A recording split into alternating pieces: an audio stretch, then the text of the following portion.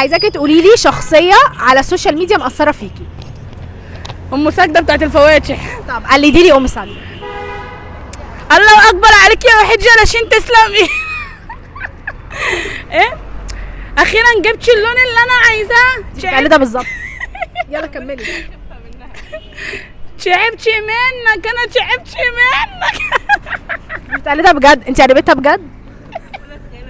ولاد خاله. تقول لك ايه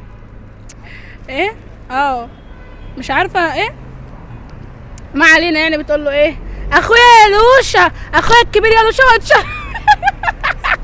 هي ام ساجده فاهم تعمل كده. اخويا الكبير يا لوشا واتشرف بيه.